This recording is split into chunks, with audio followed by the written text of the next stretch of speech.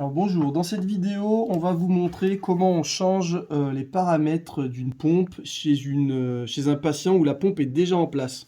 C'est-à-dire par exemple si vous avez une nouvelle prescription avec des nouveaux paramètres. Donc pour commencer, vous devez d'abord arrêter la pompe. Vous appuyez sur marche arrêt ici. La pompe vous demande est-ce qu'on arrête, vous mettez oui. Et à partir de ce moment-là, vous voyez que la pompe est à l'arrêt et vous allez pouvoir donc modifier les paramètres.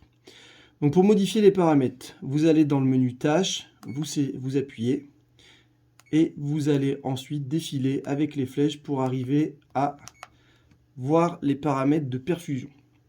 Il suffit de sélectionner le menu et là vous voyez tous les paramètres qui étaient déjà rentrés.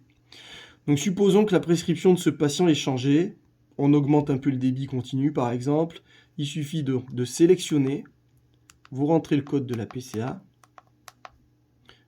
Voilà.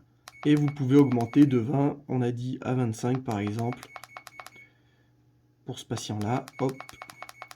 Donc une fois que vous êtes arrivé à 25, vous pouvez confirmer. Et le débit continu, donc, a été modifié. On change aussi le bolus chez ce patient. On les diminue un peu, on les diminue à 25. On peut, pareil, on confirme. La pompe nous demande toujours est-ce que c'est bien ça qu'on veut. On lui indique que oui, et voilà. C'est enregistré. Et la période réfractaire, elle va passer par exemple à 1h30, entre deux bolus. Donc vous confirmez, vous rentrez vos nouveaux paramètres. Alors là, il faut savoir que la pompe est toujours à l'arrêt, donc vos nouveaux paramètres ne sont pas encore totalement pris en compte. D'accord ?